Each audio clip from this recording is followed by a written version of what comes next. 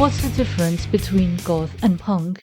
People who do not know much about subcultures might think of punks as rebels who wear bold fashion styles and goth as people who dress in black and are obsessed with death. But of course, those stereotypes are not exactly what punk or goth is. The short answer for me would be that goth is a music-based subculture. While some of these people enjoy gothic fashion and aesthetics, dressing in a gothic style is not a requirement to be a goth. Similarly, a person can dress in a gothic manner or appreciate gothic aesthetics without identifying as a goth. For punk, even though it was built up around punk rock music, and punk is a genre of music, I hesitate to call it a music-based subculture. This is because there is ongoing debate about what punk ideology is and how essential that ideology is to defining the subculture. But let's start from the easiest part, I guess. I guess it's the easiest one. The origin of the music and both of the subculture.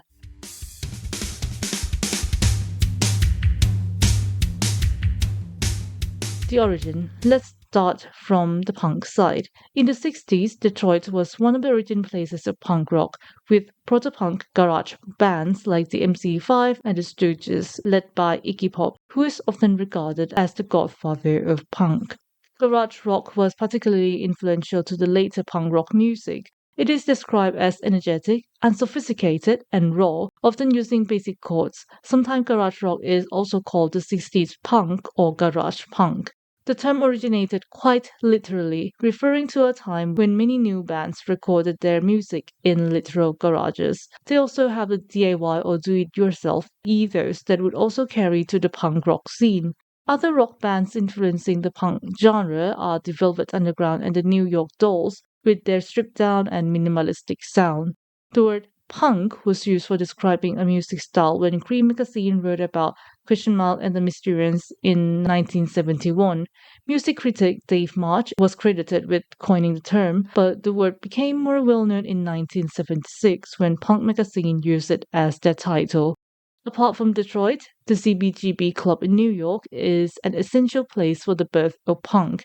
In the age of post-war economic uncertainty and stagflation, underground music scenes rely on cheap spaces to showcase their music. And what's interesting is the CBGB's two rules. Number one is that a band must move its own equipment, and number two is that they must play mostly original songs. And this environment was also where bands like Television, Ramones, Talking Heads, Patti Smith, Blondie, and New York Dolls perform.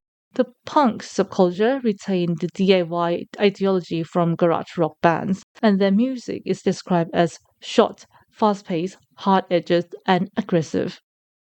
Simultaneously, the punk scene emerged in the UK during the 70s in the similar age of financial stagflation after the war. Key bands in the United Kingdom include the Sex Pistols, The Damned, The Clash, and Buzzcocks.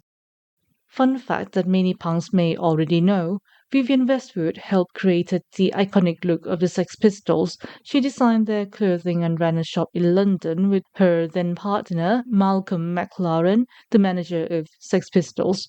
Not so long after that, there came the post-punk scene. Post-punk emerged in the late 70s as a response to punk music, diverging from punk's simple and raw sounds to something more experimental. Post-punk still maintains punk raw energy, but started to experiment with more other non-rock influences like funk, electronic, jazz, disco music, avant-garde sensibilities, and also other styles.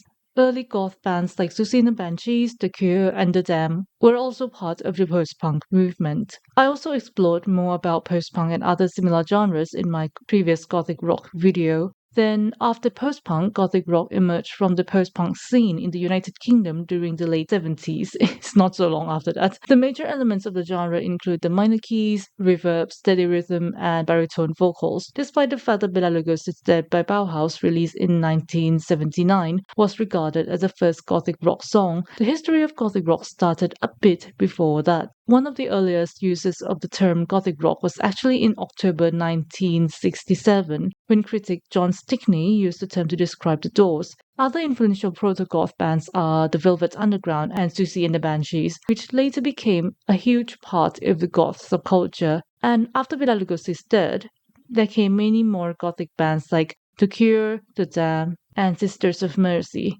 And that's the history of how punk rock evolved into post-punk and then inspired gothic rock music. And of course, it doesn't end there. We still have death rock. Death rock started within the Los Angeles punk scene, but also took influences from goth rock music. It is characterized by a fast-paced rhythm, reverb, distorted guitars, and a gloomy theatrical atmosphere. Some examples of death rock bands are Christian Death, 45 Grave, Community FK, Voodoo Church, Alien Sex Fiend, Sex Gang Children, Superheroines, and Specimen. A lot of these bands are very well liked. Some people call death rock a subgenre of goth rock and include it in the goth rock subculture.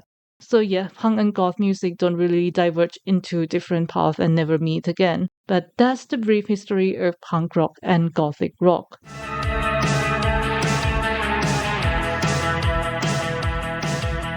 Differences in music. As mentioned, punk music is characterized by fast tempos, short song length, simple chord progression, raw production, aggressive vocal, and DIY do-it-yourself attitude. Apart from well-known bands like Sex Pistols, Ramones, The Clash, The Stooges, Bad Brains, and Misfits, there are also The Vipers, Sick Pleasure, and Leatherface. Punk also developed into other different styles. Ones that are particularly well known are hardcore punk and pop punk. Hardcore punk is generally faster, harder, and more uncompromising, using shouted or scream vocals. Example bands are Black Flag, Bad Brains, Minor Threat, Agnostic Front, Dead Kennedys, and Discharge. Pop punk, on the other hand, combines punk fast high energy and distorted energy with more catchy elements like melodic hooks and vocal harmonies. Example bands are Green Day, Blink 182, Fall Out Boy, which also have music in the emo pop genre, Paramore, Sum 41, and New Found Glory. For the goth side, in my previous videos, I mentioned Susie and Banshee, The Cure, and the Sister of Mercy, London After Midnight, Clan of Cymox, and Exmal Deutschland pretty often, but there are other bands like the Kentucky Vampires, Rosetta Stone, and the Merry Thoughts. Key characteristics of goth rock music are the dark and atmospheric sounds, deep baritones, slow to mid-tempo rhythms, and the use of repeated drums, reverb, and minor keys. If you want me to compare between punk and goth, I think punk is more like jagged lines, a little bit messy, a little bit disoriented, and also somehow distorted, while goth rock music is more steady, a bit edgy, and well, it's kind of not mellow, but it is more moody, let's say. And it is not uncommon for a goth rock song intro to be 1 minute long, while it is not as common for a punk rock song to have a very long intro. Apart from gothic rock music, there are also other similar style of music open in a goth club, including dark wave, which combines gothic rock with synthesizers and electronic elements for an atmospheric mood, such as Boy Harsha, She Passed Away, Lebanon Hanover, Darling Violetta, Aunt, and Dynalakain.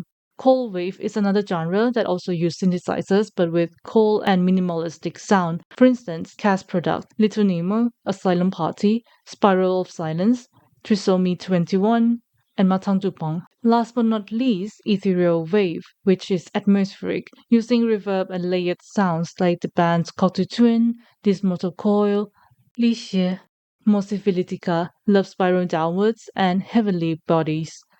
And a bit of fun fact, I guess, some goth bands have a cover version of punk songs. For example, Mephisto Waltz covered I Wanna Be Your Dog by The Stooges. The Mission covered Dancing Barefoot, originally by Patti Smith. I think listening to same song but with different genre would help a lot in seeing the differences between the two genres.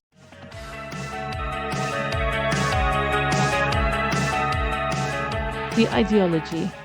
Punk ideology is simple yet very complicated.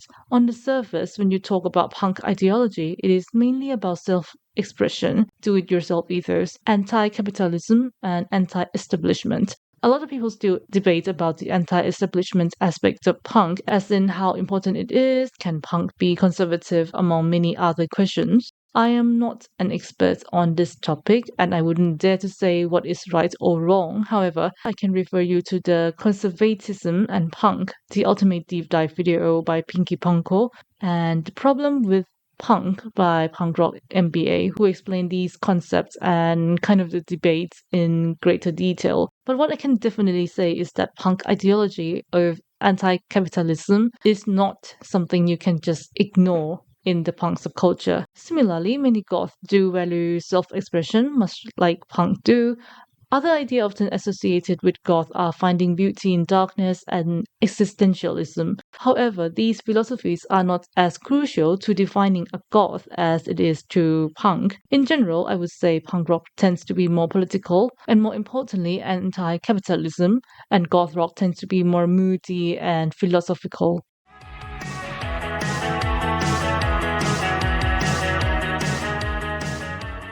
Fashion. Before anything, I want to clarify first that by fashion, I am referring to styles commonly seen in each subculture, not suggesting that someone must dress in a certain way to be part of goth or punk subculture. The typical punk fashion came from the DIY ethos, from the ripped shirt, pants, and jeans, self-painted or spray-painted patterns on clothes, and safety pins. Other items include leather jackets, leather belts with studs, chokers with studs, spikes, chains, and mohawk hair. Punk style is often in black, but it is also common to see accents of neon or bright colors. For the goth side, despite the fact that there are many gothic fashion, whether it is related to the goth subculture or not, one that is most associated and inspired by the goth subculture is now commonly called the trad goth style or traditional goth style. Trad goth fashion do include some similar pieces like leather jacket, leather belts, chains, and stud accessories. The style is often layered and includes items like fishnets and velvet. Teased hair and dramatic eyeliner are also typically associated with the goth style.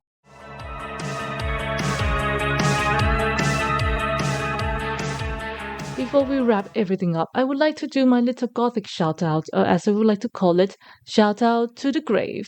And today we have AuDHD Bites, a Gothic themed YouTube channel for people with AuDHD. I'm not diagnosed with AuDHD, but I'm impressed with how the content is explained in a concise and well-structured manner.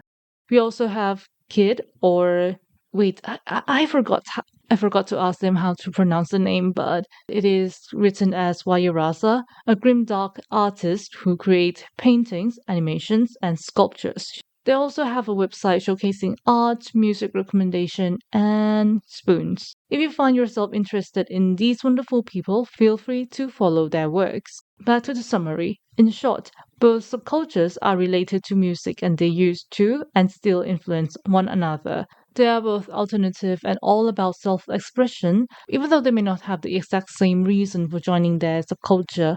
For music, in general, punk music is raw, fast, short, distorted, and stripped down, while goth rock music is atmospheric, dark, typically longer, using reverb or repeated drum beats, and can be from low to mid tempo. And that's it for me for this video. Whether you are a goth or punk or not, you can tell me about your experiences with the subculture, or if you have any punk or goth song or band recommendations, especially obscure bands or bands I haven't mentioned, feel free to let other people discover cool music in the comments section.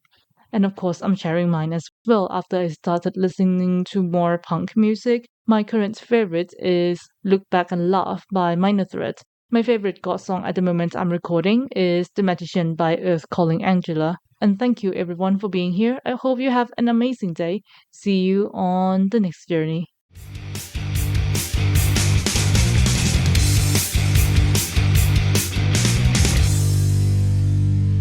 At first I wanted to create this video because I was curious that because Gothic rock was from the post-punk scene, what would be their similarities and differences, especially in terms of music? I guess this answered my question.